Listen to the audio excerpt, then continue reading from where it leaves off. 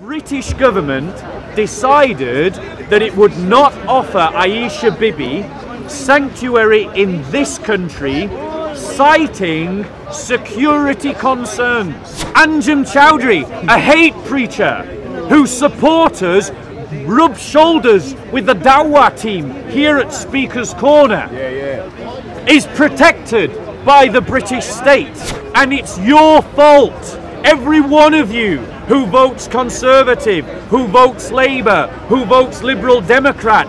It's your fault. Like the movements in Poland and Eastern Europe, where a muscular Christianity is affecting the state. We need that muscular Christianity in the West to push back against the Macrons and the Merkels, the Camerons and the Theresa Mays. Yeah.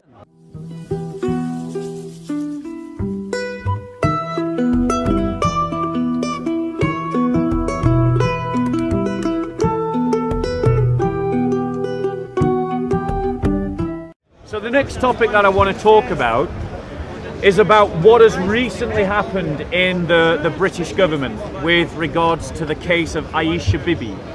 I don't know if many people know what happened to Aisha Bibi. She was a Christian farm labourer working in Pakistan who was falsely accused of blasphemy by Muslim farm workers, which is a law that is used in Pakistan on many occasions to settle disputes. And it is sufficient within Pakistani society that accusation is equal to guilt. Much like we've got at the moment, where if someone is accused of a sexual offence, even though it might have happened 40 years ago, the Liberal Progressives are willing to call you guilty regardless of any external evidence to prove the point. The accusation is enough. Now, Aisha Bibi has spent nearly 10 years in a Pakistani prison for no greater crime than simply standing up for herself when she was defending her faith when she was being bullied by Pakistani Christians. Pakistani Muslims. And she has spent 10 years in prison. Her court case finally came to the High Court, and God bless the judges, they did the right thing, so keep them in your prayers. Because now that they have acquitted her, the lives of those Muslim judges is at stake. So please honour their justice by praying for them. Now, the fact of the matter is, Christians called out to their governments to offer Aisha Bibi sanctuary. And the British government decided that it would not offer Aisha Bibi sanctuary in this country, citing security concerns. Now just think about what that implies for a second. The British state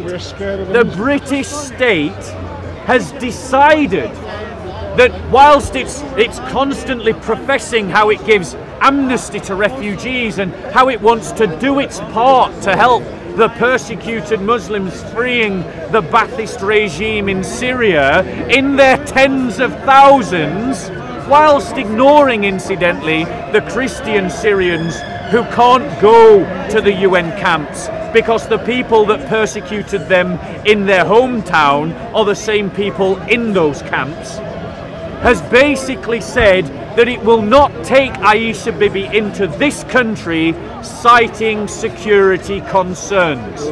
In other words, the British government is afraid of the Islamists. The British government is kowtowing to the Islamists, and they are doing it on your behalf.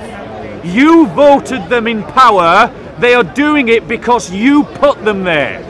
Every time you vote Labour, every time you vote Conservative, every time you vote Liberal Democrat, you put these kind of quibblings, these kind of snivelling, yellow-bellied, virtue-signalling, hypocritical chicken shits into power, who have then turned away a genuine Christian refugee from Pakistan, citing security concerns.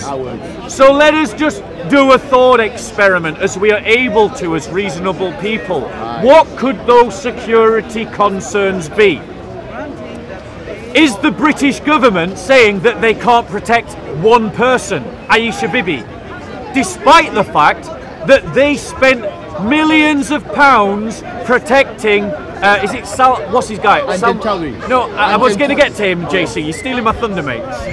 Who's the Rushdie bloke, the guy that wrote the Salman Rushdie. They spent millions of pounds protecting a middle class, upper crust, bourgeois writer, but because you've got a peasant woman, a peasant Christian from Pakistan, a nobody, but who the church honours as a confessor, and we honour her as a confessor of the faith because she has suffered for the name of Christ. They couldn't protect her. Anjem Chowdhury, a hate preacher whose supporters rub shoulders with the Dawah team here at Speaker's Corner, is protected by the British state, but they can't protect a peasant woman, a peasant Christian called Aisha Bibi. Is that the security concern? Because if that is truly pathetic. Or is it that they are scared of rioting in the streets of Bradford and Birmingham in the UK, like they've been rioting in Pakistan, where the Islamists so enraged that this small, insignificant to the world peasant Christian labourer should be acquitted of a false charge to which there was absolutely zero evidence, but we as the church honour her as a confessor of the faith? Or are they saying that that's the security concern? What exactly is the security concern that our establishment is so terrified of that they are not willing to offer this poor woman sanctuary? As it happens, God bless the government of New Zealand, they have taken her in. But what does that say about Pakistan?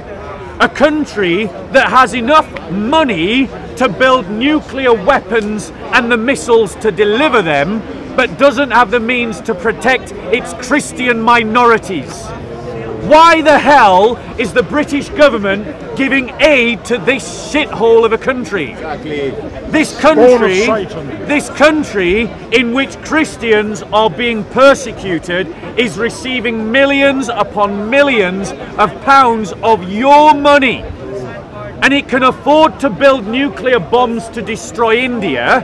It can afford to build the jets to deliver the missiles to deliver those nuclear bombs, but it can't afford to give the basics of security and infrastructure to its own people, and particularly the Christians in that country. And yet your government has deemed fit to give them your money. You should campaign. You should campaign to have all aid stopped to Pakistan unless it goes directly to the churches and the Christians.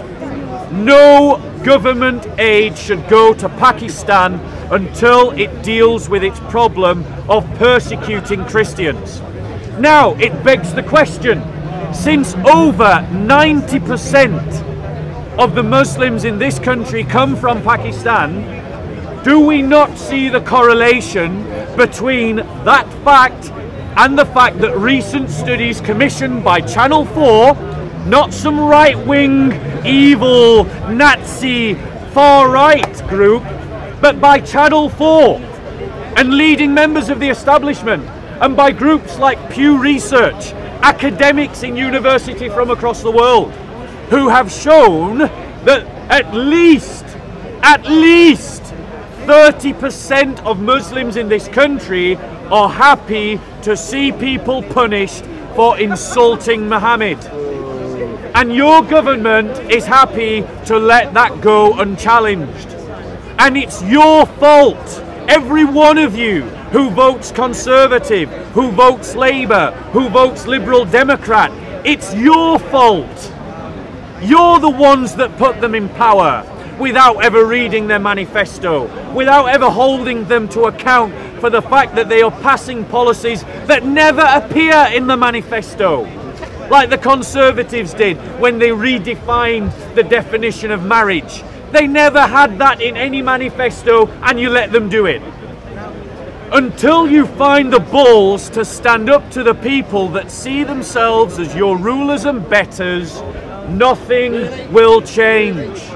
And you will not find the balls to stand up to your leaders and betters until you have a narrative to order your life that is bigger than the idea of a liberal democracy. And that narrative, my friends, is being a disciple of Christ. Because as a Christian, there is something higher in terms of authority for me than the British Parliament.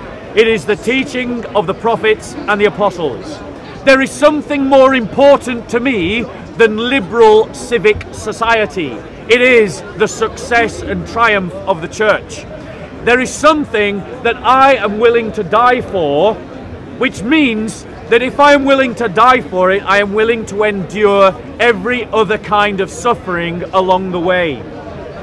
And until you have a bigger yes to your life, a bigger yes that is found in Jesus Christ, you will never, ever have the ability to do what is needed to change this society. Because you simply will stop when the price becomes too high. But the price is already too high. Your children are being bombed in stadiums. They are being groomed. They are being killed. The security services have fought and against constant plots week on week, month on month. And they have admitted there are now more Islamists in this country than they have the ability to police. So what are you going to do? Are you going to keep electing the same failed politicians who are working to the same failed political narratives, thinking like a fool or like a dog returning to his vomit that you're going to get something different? You need to think outside of the box. You need to think outside of the narrative that liberal civic society wishes to impose upon you. And you do that by becoming a Christian, by becoming a radical disciple of Christ, by becoming a warrior of the kingdom of God. Now, to be clear, because there will be the idiots, the anti-fascista, the liberal progressives, the soy boys of our society, who will hear what I have said and say, oh, this man is calling for violence. I am not a pacifist, for sure. If you punch me, I will punch you back. But, however, at this moment in time, there is still a way to achieve our ends that does not need violence. It means organizing yourself politically, radically politically, in every sphere of our society, including in your local communities. You do not yet need to use any kind of violence. You do not yet need to abandon the idea of the democratic system. One, I'm going to give you 4 things that you can do. 1, stop voting for all the current political parties and start voting for alternative parties that are currently on the fringe. I don't care who you vote for, just stop voting for the main ones. 2, stop sponsoring the media. Give up your TV license. Stop buying the newspapers. Stop reading the newspapers. Starve them of money and they will fall. 3, campaign for an alternative voting system. An alternative voting system that is different from the first past the post vote. The first past the post vote is designed to keep power to the establishment. Until you change the voting system, you cannot change the establishment, because you need an alternative voting system to change the establishment. So push every political party to commit to changing the voting system in such a way that the Parliament reflects the votes of the people. So that's 3. 4, campaign for an American-style freedom of speech law. Because without an American-style freedom of speech, the establishment seek to shut you down. And if they can stop you speaking about the world in a particular language, they can prevent you from understanding the world in a particular way. So you must campaign for your freedom of speech. My family, set up local assemblies. My family have served for generations in the military. My great-grandfather, who I remember today, who died in the fights around the Somme, I remember him. He didn't die to bequeath to me a nation owned by the soy boy international class that presumed to be my betters today. He died to bequeath to me a free society. And we, in the last 60 years, have fallen asleep and stumbled into an increasingly oppressive society run by an international class who are all buddies to one another. They all know one another.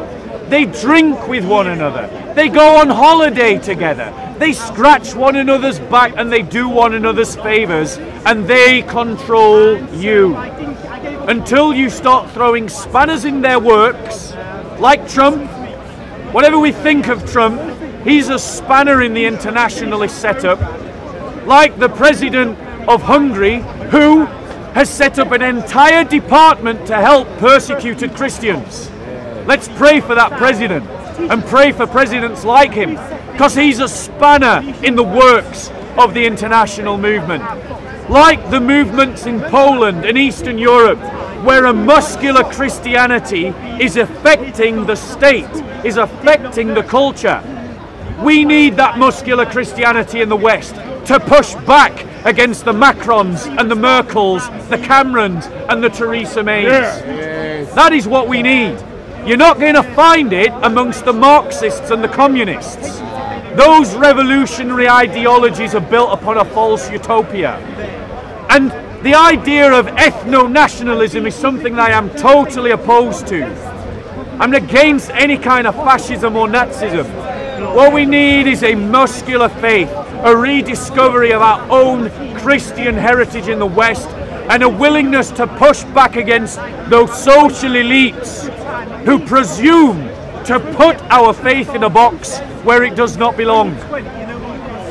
You can do those things. You can do those things. You must get politically motivated. You must get politically mobilized. You must get politically organized. And you must learn to defend yourself against the liberal narrative being pushed by those liars on Channel 4, those liars on the BBC, those people who mentioned the case of Aisha Bibi without ever talking about the plight of Pakistani Christians, who as soon as they could stopped talking about the Syrian Christians who are being killed by ISIS, and who never talk about the anti-Christian pogroms in Egypt, who never want to talk about the death camps in North Korea where Christians are dying. You have got to stand up for a Christian narrative. You've got to stand up for a muscular faith. We have had bloodless revolutions in this country before, and it is high time that we have a bloodless revolution again. And until we start speaking the language of bloodless revolution, we will not have one. The establishment has to go. And when we fill the parliament with people who represent the people, as opposed to people who want to tell the people what to do, one of the first things those politicians have to do is clear out the judiciary, because many of our judges are corrupt. Many of our judges are political activists rather than simply judiciaries over the law. Those are 5 things that you can do. It's high time you start doing them. What do we do about PayPal international government? So, let us deal with the question about social forums. The social media is currently trying to deplatform anyone who critiques the internationalist narrative. Well, the answer is simple, isn't it? We live in a capitalist society. Simply create an alternative to PayPal. One in which people who are struggling against the internationalist elites can organize themselves without being shut down by the people that control it. Set up your own YouTubes, set up your own Twitters, set up your own Patreons, set up your own. I mean, there's plenty of talent in the church. We have all the expertise necessary to do everything that I'm talking about. The church does not lack for the resource, the skill, or the ability. It only lacks the leadership, the direction, the vision, the imagination, and the courage to do it. We do not need the state for anything.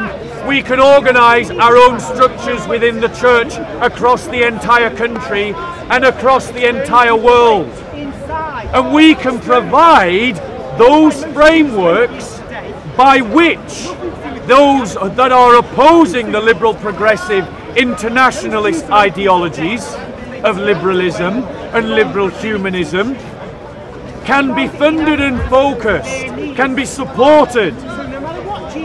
We must rail against this anti-Christian movement that has taken over the UN, that has taken over the EU, that has taken over the infrastructure of the British state. And we can do it using our own infrastructure known as the church. We have all the resources we need. We just need the vision, the leadership, the courage and the conviction to do it. Any other questions? Do you think that capitalism can reform itself, or do you think that it should be knocked down and we should start from scratch? Okay. Do I think that capitalism can reform itself? Fundamentally, where I stand on all the questions of economics is that I want justice for the poorest. The Christian narrative is one in which the poor should always be remembered, and that a measure of a society is how it helps those who are poorest within it, on the fringes of its economy. And there is no economic system in the world or in history that has lifted more people out of poverty than capitalism. However, capitalism constantly needs to be corrected because it fundamentally works on the basis of allowing human greed to flourish. So there must be a constant, deliberate attempt to correct the excesses of capitalism by taking from the top and giving it to the bottom. And that has to be done through a tax system that is fair. So, does capitalism have the power to correct itself? Yes, it does. That is the nature of capitalism. Does it need a conscience? Absolutely. The failure of the neoliberals and Margaret Thatcher's kind of capitalism is it switched off the conscience of capitalism. Capitalism works, it lifts people out of poverty and has lifted more people out of poverty than communism and socialism ever have. But it never must be allowed to run rampant. We must have a conscious collective use of capitalism to generate money in a way that is used not to forget the poorest. Within the Christian community, we have a concept that we see in the book of Acts of what we can rightly term as elective socialism, which means that if you choose to, you can enter into those bonds of fellowship in which you share all things in common like you would in a communist society. And at that small level, not at the great meta-narrative paradigm of society, but at that small level, you can create collectives in which resources are shared.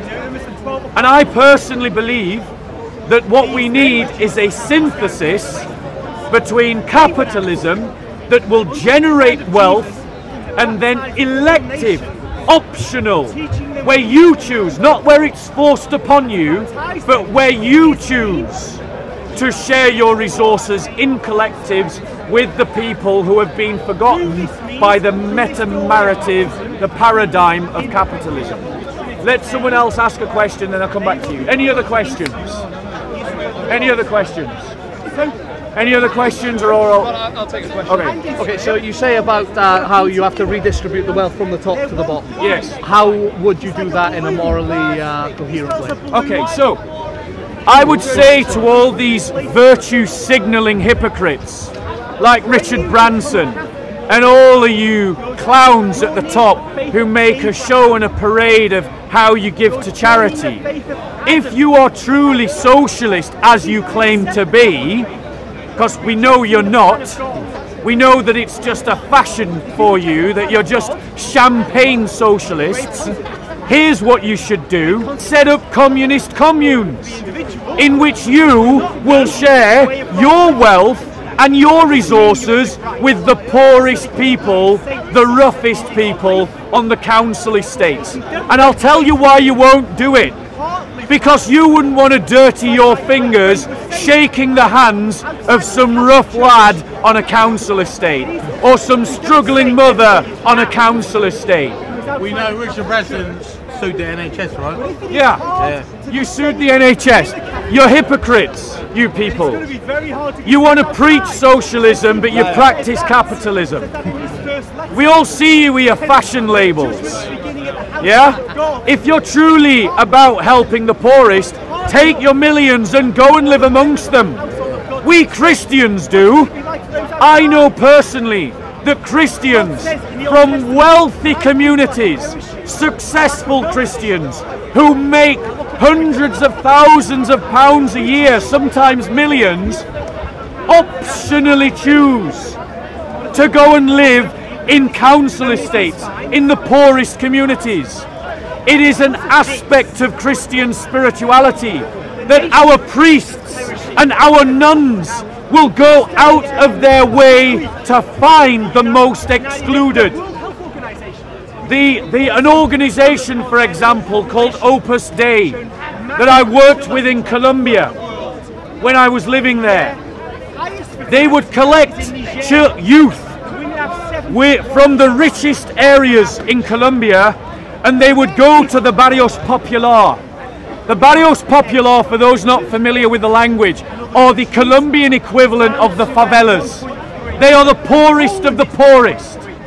And they would go there and they would go and interact with the poorest people, because it is an intrinsic part of Christian spirituality that you seek out the poorest and the most hurting, and you minister to them the love of Christ. We do not need to take lectures from communists and socialists and champagne hypocrites. You need to learn from us what it means to stand in solidarity with the poor, because we have been doing it for 2,000 years. You are the newcomers on the block and you have no idea what you're doing. Good question. How do you reconcile that, what you've just said, with the fact that the Vatican, the Catholic Church, has assets of over £8 billion, yet there are many people starving today in Africa, America, and they're living on $1 a day? Yeah, that's fine. I will address that question very easily. This is the kind of nonsensical argument that is made by liberal progressives who have no understanding of the Christian faith or history. Let us just get it into its proper context. In Britain alone, the Salvation Army numbers less than 250,000 people.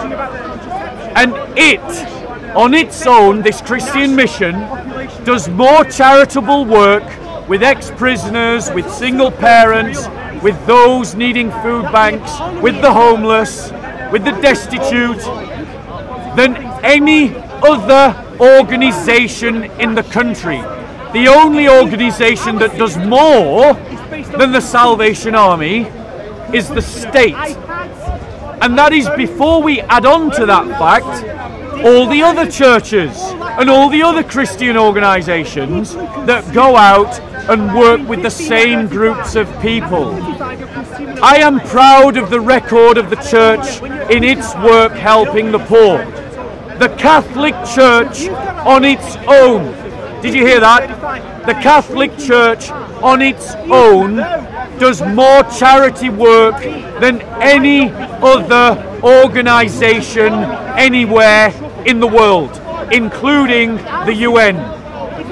The UN, it's arguable, may do more, but that basically means that every country in the world has to organise itself to do more than the Catholic Church does, that the Catholic Church does more than anyone else.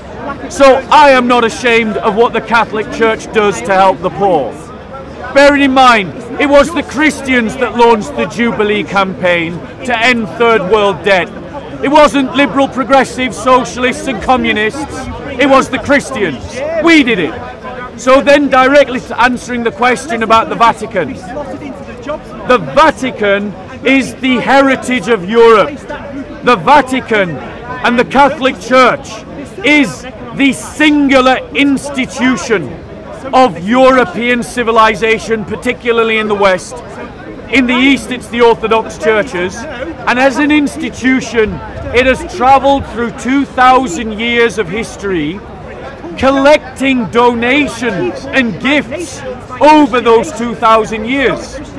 Christians, we want to give our best to God, so we build temples for the church that glorify God, so that we can worship God in places that are of such a prestigious nature to match the high glory that we give to God. The 8 billion assets in the Vatican would not be a drop in the ocean in terms of helping the poor. It would be the equivalent of giving a man a sandwich today so he could starve again tomorrow. The Pope has spoken out, and popes have spoken out year on year on year on year down through the centuries, consistently reminding man of his obligation to the poorest. I do not feel any shame in the church in how it has assets. Those are our assets. We've collected them over 2,000 years, and we do more than anyone else to help the poor. Next question. History has shown us that the powers that own all the wealth are going to fight tooth and nail rather than sharing those resources. Other than the potential threat of violence, what are the actual processes in which we can use legal means by which to extrapolate that wealth and share it amongst the poor? So at the moment, for example, a handful of people own more wealth than half the world's population. Yeah. It's just gone beyond, and the people will not take it anymore. And if it continues like this, they will resort to violence. We want to avoid that. What processes would you say, legal processes, in which that wealth could be extrapolated? Okay, so let's just deal with this. We've tried violent communist revolutions before in history. We had them in Russia. They took over the Eastern Bloc. We had them in Cuba. We had them in Venezuela. Look at all those countries now. Communism didn't just fail in those countries, it destroyed them and held them back. Those countries now are playing catch up to the capitalistic West because of the violent communist revolutions.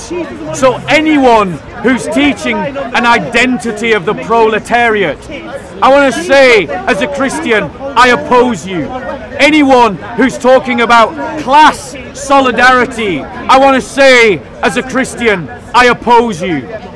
Those that set man against man for the envy of money are simply expressing sin, the sin of envy and greed. And let's be honest, that is all that communism is. If capitalism is the expression of greed, communism is the expression of envy. And both of these things are cardinal sins. As Christians, I oppose them both, and as a Christian, I oppose ideologies built upon them.